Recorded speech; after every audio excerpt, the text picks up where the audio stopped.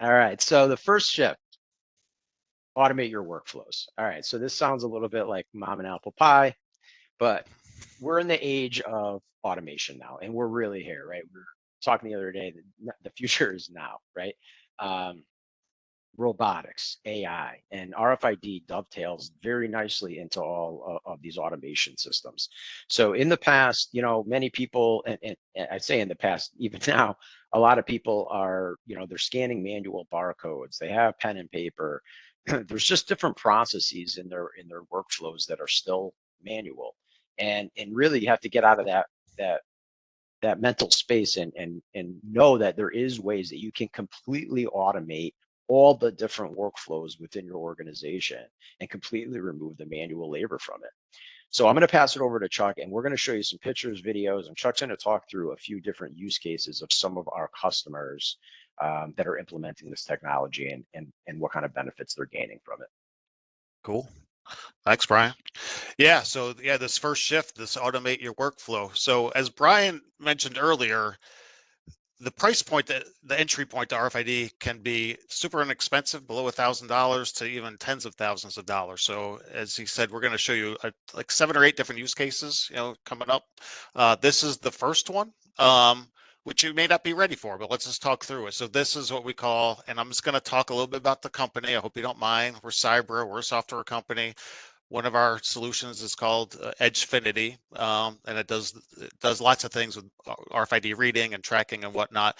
This happens to be one of our solutions where we also assemble an RFID cage. Some people call them RFID tunnels. We call it a cage, but we put the components together and we use our software to read. So what you're looking at here is actually outbound. In this particular case, happens to be apparel items, but all the items, you can just keep hitting on replay. All the items in these cartons already have RFID tags on them. So again, this may not be you, but we're going to get you in a minute. So don't worry. We got a bunch of these different use cases. So what has happened over the last 5+ years, which has been awesome for RFID, and it started with apparel, but we're seeing it with food and other areas too, is where items are being manufactured, the source, if it's overseas, that the price tags in this case, very specific case, are RFID encoded. So it's not just a regular price tag, it's an RFID tag, and they're put on the garment. So it's already done overseas. So now you could take advantage of this when you're receiving the item. So you could tell, I mean,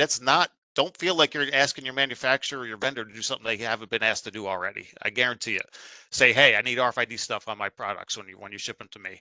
That way you can take advantage of it when you do the receiving, even though this is shipping here, it's the same concept where you can read the carton ID or the case ID. We're looking up what should be in it. And then in less than half of a second, while it's going through that tunnel, you see that little light turn on? I mean, it's less than a second that little light is on the RFID cage. We're reading everything inside that carton and validating, yeah, it's got these 12 shirts in it, it's got these 10 pants in it, or whatever, these 100 widgets in there. We're validating it, and we're also speaking with your warehouse management system, diverting things if need be. And if you just don't mind, Brian, I'm just going to talk a little bit more. It's all about automation too, because I'm sure a number of companies that have conveyor systems, or even maybe not conveyor systems, but they're doing this type of receiving, they may pull like maybe 1 out of 10 of these cartons off and do like an audit, right? And actually open it up and read what's inside, read the barcodes, or manually count them and all that stuff, right? Think about that. You can push that aside. So now you're saving some employee time.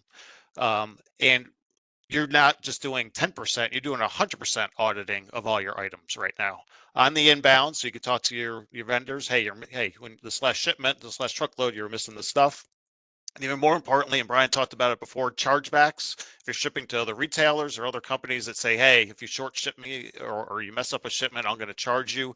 You can validate what's in that carton before it even goes out the door. So even if they do complain, because they may still, you have a report. You have a whole audit report from when it's shipped out, and you say, well, really? Because I read these 26 tags on here right before it went out the door. So help me out on this. I'm not going to pay your $10,000 bill. So that's just one thing. I'll go a little faster on the next ones. Let's go to the next automation. Real quick, that's important. Chuck, Laura asked the question, how fast does the RFID cage go? So I see great question. So and we have a number of these installations out there. So the slowest I've seen is 100 feet per minute.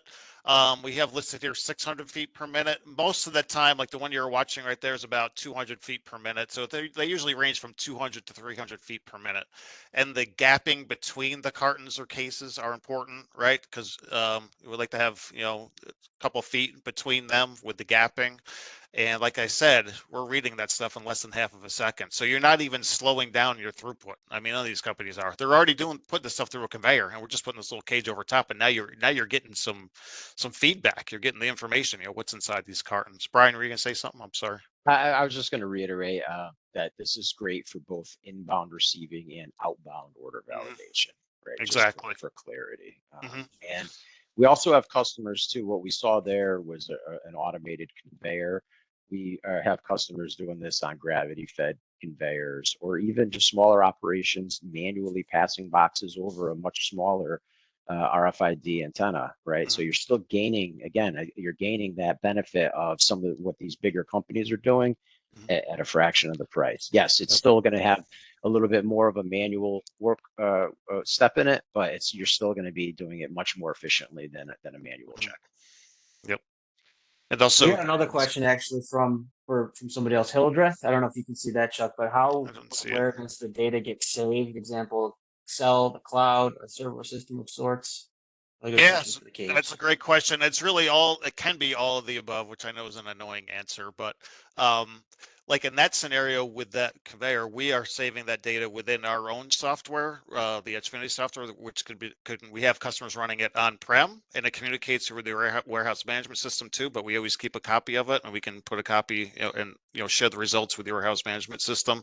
Can also run in the cloud. We have member accounts running it in the cloud, believe it or not. The cloud is plenty fast enough to run all these conveyors, locally and have the data go back and forth. And again, even from the cloud, we could share that data via, RESTful APIs with other applications. Did I answer a question, do you think? If not, shoot us And another question. Yeah, and we're gonna hold and we're gonna do a Q&A session at Yeah. the end too. Yeah. So if we get more, we'll keep the questions coming and please. we'll address everything. So So this is similar to what we just showed with the conveyor, but this is what is called an RFID portal. So again, this may not be you, but just stick with us. We got some other use cases coming up, but here we go. In this case, the individual items inside the cases may not be RFID tagged, but the cases or the boxes themselves have RFID tags on them. So you may do cross-docking, right? Maybe you're getting shipments in, and they just put an RFID tag on the carton or the case, excuse me. We can read it and validate it as it comes into your facility, and then maybe you cross-dock out the other way. You don't even, hey, you're cool with what's inside the carton. You don't need to look. We can validate it when it goes out for that shipment also without anybody scanning with a barcode gone, because barcodes, if you're, I'm sure you're pretty familiar with RFID. Most people are, but RFID is unique. So if you have, 5 of the same barcodes, but you have an RFID encoded, there'd be a serial number with each of those when RFID is read. So if someone is just doing inventory or doing this type of thing, receiving by barcode, they could read the same barcode 10 times and you're going to think you have 10 of them. And that's impossible to do with RFID. So in this, we have customers doing this with mattresses, right? So as mattresses are loaded on and off the truck, they're just automatically read. And it's another big deal. It's all about automation. We're not slowing this guy down at all. He's just doing what he was doing 10 years ago if he had the same job, right? But now you're getting that real-time visibility in your workflow of what came in and what went out in that whole audit trail. and this is one of those key things that I talked about earlier, where we could now you're changing your mindset, right? People really almost can't believe I could receive in each pallet automatically just by this guy walking through this tunnel, right? And that's exactly what this technology does. He's So super efficient, and really, really, when we're talking about automate your workflows, we're really talking about automating your workflows. Right? Just in case you're not aware, those little black things were the antennas. So here's another one where if you can use, you can stick on this one. That's fine. So the little white guys, sorry, I if was you trying can to see, yeah, you can see those are like RFID antennas. I mean, if you're not familiar, they come in different shapes and sizes and all this stuff. But here's another automation of your workflow, and this is an interesting one. This particular use case, where it's just automated inventory management. And what do we mean by that? So in this particular case, our customer actually uses our printing and encoding software called MarkMagic that prints the labels and encodes the labels at their manufacturer or at their facility, and they ship them to their customers. And that happens to be printing materials like from 3M and stuff like that. So all those kind of labels you see on there, some of them are kind of big, but they're not only just regular labels, they're RFID labels. Just, there's data in there. And what they do is they ship all their products. They set up this shelf at their customers, and they got about 20 of these around the world so far. And there's, I think, like 15 more going live this year. And it's basically an RFID shelf, an Edge Magic RFID shelf, where you got the antennas. You can see one's even on the side there. There's a reader there too, and it's all connected to the cloud. And all this does is actually reads the shelf. They have it set up to read every hour. You could have it set up to read every minute, but it reads the inventory on that shelf every hour. So if one of the workers at this facility, it's kind of like a consignment really, takes one of those 3M boxes off, right? The next time they do an inventory, the next hour it's going to read, and now one of the items is missing, and that triggers our customer to bill their customer for that 3M box. So it takes care of like the billing piece. So it automates all that. Also automates, and this is what's awesome, is the whole inventory, right? So this customer, this printing company doesn't have to keep track. Oh my gosh, am I running low on this, or do I have enough of that? It's all automated. So our system actually sends our customer an alert that says, hey, you're below your threshold on this particular item, and you're also running a little bit low on these 2 other items. So if you're going to do a shipment to them, you should just include all these different items so you can replenish them. So it's kind of a little out of the box thinking with RFID, but it's completely automated. So do you want to add to that, Brian? No, I think, and this is just another way, again, of thinking about automation, right?